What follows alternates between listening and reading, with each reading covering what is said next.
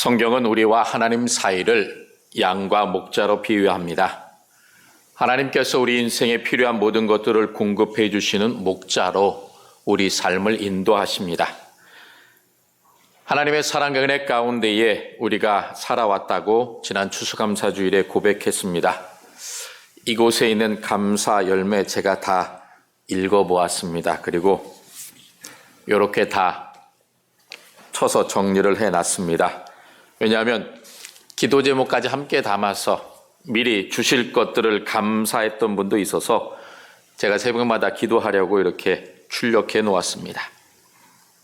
이렇게 하나님께 드렸던 감사의 고백, 기쁨, 감격이 더욱더 풍성해지도록 우리를 사랑하시는 하나님의 손길을 우리가 느낄 수 있어야 합니다. 그런데 우리는 언제나 미련하고 연약한 양처럼 하나님께로 나아가지 못하고 다른 길로 갈 때가 많습니다. 그래서 우리를 돌보시고 인도하시는 참된 목자이신 하나님께서 오늘 11절에 내 양을 찾고 찾되라고 간절히 말씀하고 있습니다. 에스겔이 활동하던 시기는 남유다가 멸망하여 바벨론 폴로로 끌려갔을 때입니다. 에스겔은 갈대아 땅 그발 강가에서 하나님의 부르심을 받았습니다. 에스겔을 부시의 아들 제사장 에스겔이다라고 소개하고 있습니다. 제사장이 선지자로 부르심을 받은 것은 특별한 의미를 갖습니다. 포로로 끌려갔으니 그곳에서 제대로 신앙생활할 수 없습니다. 성전이 무너졌으니 제사를 드릴 수도 없습니다. 그런 상황에서 제사장인 에스겔이 선지자로 부름받았다는 것은 하나님의 율법과 제사와 그리고 하나님에 대해서 정통한 사람이 이제 등장하여 시리에 빠진 이스라엘 백성들로 하여금 격려하고 하나님께서 이스라엘을 돌아오시도록 은혜와 사랑으로 함께 하시고 인도해 주시겠다고 하는 하나님의 은혜와 섭리를 가르쳐 주기 위해서 에스겔을 하나님께서 선지자로 세우셨던 것입니다.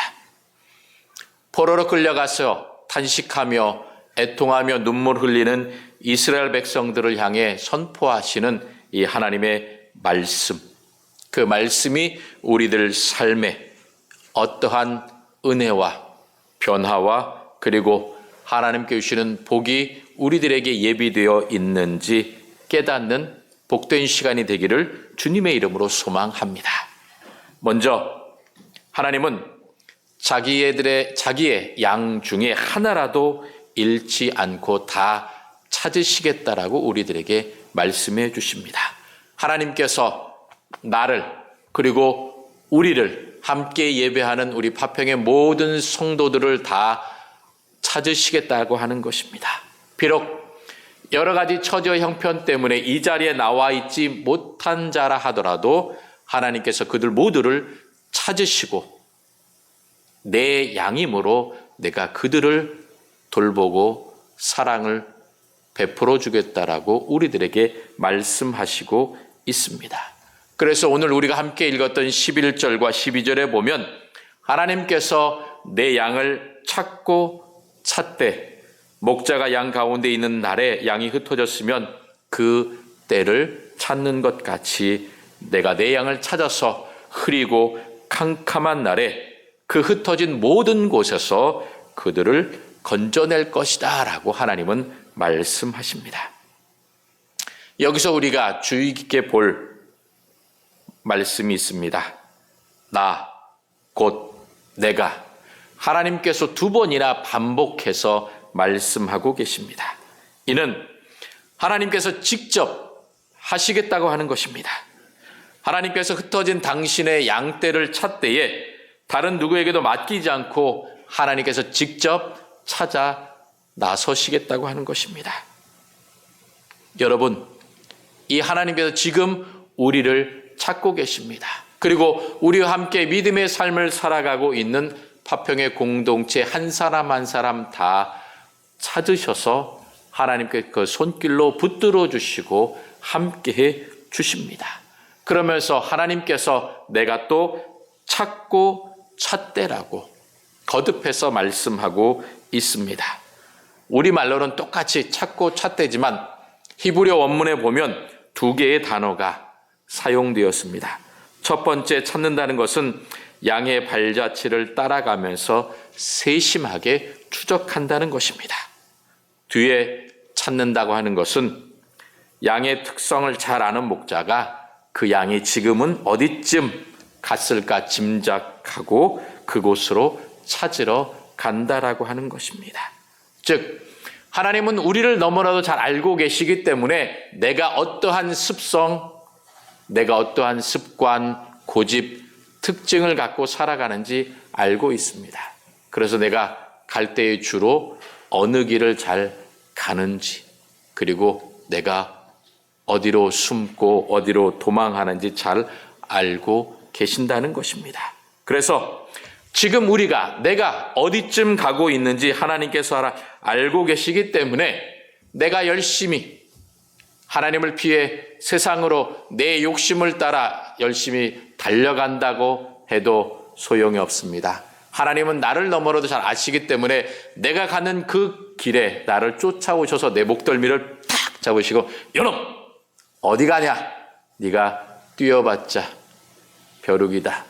내 손 안에 있다 라고 하셔서 나를 붙잡으셔서 주님의 품 안에 그리고 하나님의 나라에 주님의 몸된 교회에 다시 데려다 주십니다. 그리고 하나님께서 흐리고 캄캄한 날에 양들을 찾으시겠다라고 말씀합니다. 이거는 이스라엘 백성들이 지금 바벨론 포로로 끌려가 있는 힘든 상황 속에 있을지라도 하나님께서 그들을 회복시키겠다는 것입니다. 이스라엘 나라를 회복시키겠다는 것입니다. 그래서 그들을 다시 약속의 땅 가나안으로 돌아오도록 하나님께서 인도하시겠다고 하는 것입니다. 그리고 마지막 최후의 심판의 날에 하나님께서 이 열방에 흩어져 있는 모든 하나님의 백성들을 모아서 온전한 구원을 이루시겠다라고 하는 하나님의 약속이 담겨져 있습니다. 그리고 여러분 흐리고 캄캄한 날에 일하러 가라고 하면 여러분 마음이 좋습니까? 흐리고 캄캄하면 춥습니다. 바람도 붑니다. 아이고, 이럴 때 일하다가 비라도 쏟아지면 쫄딱 맞으면 어떻습니까?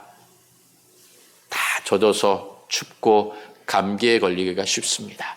그러한 안 좋은 날씨일지라도 하나님께서 찾으시겠다고 하는 것은 그만큼 하나님이 우리를 사랑하시기 때문에 우리에 대한 사랑과 하나님의 열심과 열정은 그 누구도 끊을 수 없다라는 것입니다. 내가 하나님으로부터 벗어난다 하여도 하나님은 절대로 우리를 포기하지 않으십니다. 우리를 찾으셔서 잡아오심으로 주님의 품 안에 우리를 품어주시고 인도해 주시는 것입니다. 그래서 예수님께서 누가복음 19장에 이렇게 말씀하십니다. 인자가 온 것은 잃어버린 자를 찾아 구원하려 함이니라. 잃은 양을 찾기 위한 하나님의 그 열심과 사랑이 예수님의 인을 통하여 증명되었음을 우리는 알고 있습니다. 그 증거로 지금 내가 이 예배의 자리에 나와 하나님을 만나고 있는 것입니다. 하나님은 양의 특성을 너무나도 잘 아십니다. 나를 너무나도 잘 아십니다. 그렇기 때문에 내가 어디에 있든지 어떤 상황에 처해 있든지 간에 포기하지 않으십니다. 사망의 음침한 골짜기까지라도 내려가서 그 양을 찾으시고 보호하시고 인도하시는 분이 나의 하나님, 내 인생의 목자가 되시는 하나님이심을 여러분 잊지 마시기 바랍니다.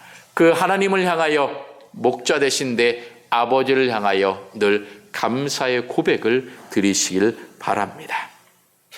특별히 지옥으로 달려가고 죄와 죽음을 향해 달려가는 우리를 위해 하나님께서 독생자 예수님을 십자가에 죽게 하셨습니다. 예수 그리스도의 십자가의 죽으심으로 주님의 사랑으로 우리는 하나님의 소유가 된 하나님의 양, 하나님의 자녀입니다. 그러므로 그 하나님의 사랑에 우리는 감사할 뿐입니다. 감사할 수밖에 없습니다. 하나님 앞에 찬양할 수밖에 없습니다. 그러므로 우리는 우리의 참목자 되시는 예수님, 하나님의 음성을 듣고 따르며 영원한 안식, 하나님 나라에 가기까지 하나님 안에서 살아야 합니다. 절대 다른 곳을 향해 눈을 돌려서는 안 됩니다. 다른 길로 가서는 안 됩니다. 다른 것에 귀를 기울여서는 안 됩니다. 오직 예수님만을, 하나님만을 바라보며 살아가야 합니다.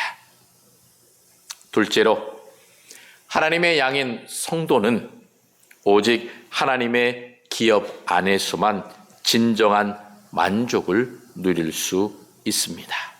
하나님의 품에서 쉼을 누립니다. 오늘 14절에 말씀합니다. 하나님의 양이 좋은 꼴을 먹고 높은 산에 지은 우리에 눕는다. 이것은 무엇을 말씀합니까? 하나님의 양은, 하나님의 백성, 하나님의 자녀들은 아무런 근심과 걱정이 없는 상태에서 살아가게 될 것들을 약속해 주고 있습니다. 높은 산, 말 그대로 산 꼭대기에 있는 높은 산이 아니라 그 외부의 적으로부터 자신이 안전하게 보호받을 수 있는 든든한 피난처, 터전, 성임을 우리들에게 말씀해 주고 있습니다. 더 이상 하나님의 양은 외부의 사나운 맹수들을 염려하거나 걱정하지 않아도 됩니다. 그리고 우리들에게 좋은 꼴을 먹여주심으로, 그리고 살진 꼴, 먹으면 힘을 낼 수 있는 좋은 것들을 우리들에게 먹여주신다라고 약속하십니다. 그렇게 좋은 것을 먹고 살진 것을 먹으면서 좋은 우리에 누워있다라는 것입니다. 여러분, 우리가 보통 어느 때 누워 있습니까? 피곤하면 눕습니다. 그리고 배부르고 등 따시면 누워서 한숨 푹 자는 게 우리의 본능입니다. 그러므로 좋은 우리에 눕게 하신다. 이것은 우리들에게 풍성한 은혜와 사랑과 필요한 것들을 채워주심으로 우리가 그것을 먹고 마셔서 아무런 걱정 없이, 누가 나를 괴롭힐 염려, 근심, 걱정 없이 그냥 주님의 품 안에 누워서 편히 쉬고 있다라고 하는 것입니다. 하나님께서 자신의 양에게 참된 만족과 평안을 허락해 주실 것입니다. 지금 우리는 주님이 주시는 좋은 꼴과 좋은 우리 안에서 살아가고 있는 하나님의 양입니다. 그러므로 그 하나님의 사랑에 감사해야 합니다. 그러므로 우리는 오직 하나님의 기업 안에서, 하나님의 품 안에서, 하나님의 손 안에서만 만족과 평안을 누릴 수 있습니다. 세상에 소망을 두지 마십시오. 세상을 바라보지 마십시오. 오직 하나님만 바라보며 하나님께 소망을 둘 때에 우리들에게 좋은 것으로 허락해 주십니다. 그런데 오늘 우리가 살아가는 이 세상은 오늘 우리에게 말씀해 주신 대로 만민 가운데에, 여러 백성 가운데라고 말할 수 있습니다. 우리가 이 세상에서 진정한 평안과 쉼을 찾을 수 있는 곳은 그 어디에도 없습니다. 이 세상이 아무리 평화롭고 풍족하고 좋은 것이 많아 보여도 결국 우리는 그 안에서 참된 만족을 누릴 수 없습니다. 여러분, 돈이 많으면 풍족하고 행복할 것 같지만 오히려 그 돈을 잃어버릴까 봐, 빼앗길까 봐 염려하고 걱정합니다. 권력이 있으면 마음이 편안하고 즐거울 것 같지만 누군가 내 자리를 빼앗을 것 같아서 오히려 내 자리를 빼앗을 사람이 누군가 살펴보면서 그 사람을 쳐내기 위해서 전전긍긍하며 권모술수를 행하다 보면 나도 모르게 남을 해하는 자리에 이르게 됩니다.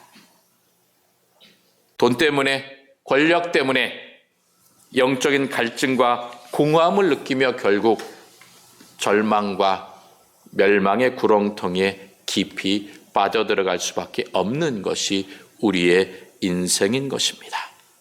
그러므로 오직 우리는 하나님의 품 안에서만 참된 만족과 평안을 누릴 수 있습니다. 그러므로 우리는 이 땅에서 살아가는 동안 하나님의 나라를 바라보면서 예배하는 이 교회 안에서, 믿음의 공동체 안에서 참된 만족과 평안을 누리게 되는 것입니다.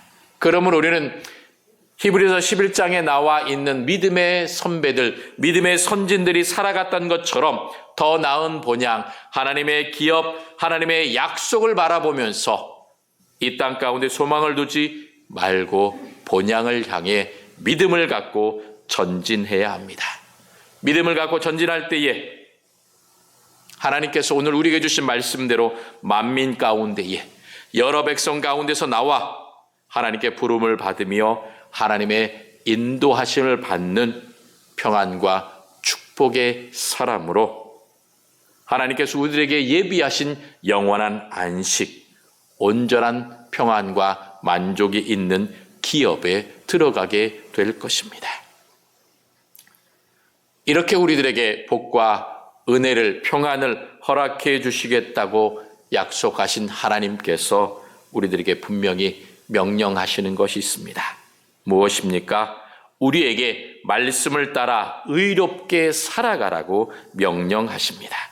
16절에 말씀합니다. 그 잃어버린 자를 내가 찾으며 쫓기는 자를 내가 돌아오게 하며 상한 자를 내가 싸매주며 병든 자를 내가 강하게 하려니와 살진 자와 강한 자는 내가 없애고 정의대로 그것들을 먹이리라 라고 말씀하십니다. 하나님께서 찾으시고 돌보시는 대상, 이 대상은 네 부류로 나옵니다. 그런데 그들은 에스겔 36장 4절에 이스라엘의 목자가 돌보지 않아서 버림받았던 대상들입니다. 그러므로 우리가 하나님의 품을 떠나, 그리고 이 세상 가운데 이 많은 악한 사람으로부터 어려움과 고통을 당하며 상처받고 아프고 힘들 때에 하나님께서 나를 찾으셔서 나를 싸매어 주시고 회복시켜 주시고 강하게 해 주시겠다고 말씀하십니다. 하나님께서 우리를 돌보아 주시면서 또한 더불어서 없앨 자들, 즉 하나님께서 징계할 자들을 함께 말씀하십니다. 살진 자와 강한 자를 내가 없애겠다고 말씀하십니다. 이는 부요한 자와 힘 있는 자를 말합니다. 어떻게 보면 하나님께서 힘없고 약하고 상한 자는 돌보시면서 강하고 부유한 자만을 미워하시는 것은 아닙니까? 라고 생각할지 모릅니다. 하나님께서 힘없고 가난한 자만 편애하는 것은 아니십니까? 라고 생각할지 모릅니다. 사실 복음서를 보게 되면 예수님께서도 힘있고 부한 자들에 대해서 비판적이셨습니다. 가난하고 힘없는 자에 대해서는 대체적으로 우호적이셨습니다. 그러면 정말 하나님은, 예수님은 편애하시는 분일까요? 아닙니다. 하나님께서 힘없고 가난하다고 해서 무조건 사랑하신 것은 아닙니다. 힘있고 부유한 자라고 해서 무조건 미워하시지 않으셨습니다. 하나님의 사랑과 미움의 기준은 무엇이냐? 인간의 빈부귀천이 아닙니다. 하나님의 말씀에 대한 믿음과 행함의 여부에 달려 있습니다. 하나님께서는 철저하게 믿음을 가진 사람이 말씀을 따라 행할 때에 그를 사랑하시고 돌보아 주셨습니다. 믿는다 하면서 말씀을 따라 행하지 않는 사람, 자기의 욕심을 추구하는 사람을 하나님께서 미워하시고 징계하셨던 것입니다. 그래서 이스라엘 백성들이 왜 멸망하여 바벨론의 포로로 끌려가게 되었습니까? 선민으로 택함받았다고 하는 그러한 자랑과 교만함으로 하나님께 주신 은혜를 감사하지 못하고 하나님을 섬기지 않고 우상을 섬기며 인간의 힘을 의지했기 때문에 징계를 받았던 것입니다. 그러므로 하나님께 택하신 선민 이스라엘도 이렇게 징계하셨는데 하나님의 말씀대로 살아가지 않는 그러한 힘 있는 자와 부유한 자를 하나님께서 그대로 내버려 두실 리가 없습니다. 그래서 하나님은 살지고 강한 자, 즉 악한 목자들과 악한 방법과 세상과 짝하여서 부정한 방법으로 부와 권세를 누리던 사람들을 하나님께서 징계하신다는 것입니다. 멸하신다는 것입니다. 하나님께서 가난한 자, 약한 자, 연약한 자를 돌보시고 강한 자, 부한 자를 징계하셨다고 하는 것은 하나님의 섭리와 하나님의 뜻에 볼 때 당연한 것입니다. 그러므로 이 하나님의 말씀 앞에서 나는 그리고 우리 교회는 하나님의 말씀대로 살아가고 있는가, 하나님께 순종하고 있는가, 우리들의 모습을 되돌아보아야 할 것입니다. 그러므로 교회와 믿음의 공동체인 성도들은 하나님께서 힘없고 가난한 자든 강하고 부유한 자든 오직 말씀과 정의에 따라 살아가는 사람들을 하나님께서 인정하시고 그들을 돌보셨던 것들을 본받아야 합니다. 하나님의 말씀대로 순종하며 살아가야 합니다. 교회는 말씀과 하나님의 정의를 구현하며 정의를 드러내는 공동체입니다. 이러므로 우리는 내가 그리고 우리 교회가 어떤 정체성을 갖고 살아가야 할지 분명히 고백해야 합니다. 그러므로 어떤 형편에 처하든지 간에 하나님 앞에서 그리고 하나님의 말씀과 의와 하나님의 심판 앞에 바르게 서고자 의로운 삶을 살아가야 합니다. 말씀대로 정직하게 의롭게 살아가야 합니다. 그리고 하나님께서 세워주신 일꾼들 그리고 이 나라와 이 민족의 지도자들이 하나님을 두려워하며 하나님의 말씀대로 정직하고 올바르게 다스리고 통치하도록 우리가 기도해야 합니다. 믿음의 사람들이 기도하지 않는데 누가 기도하겠습니까?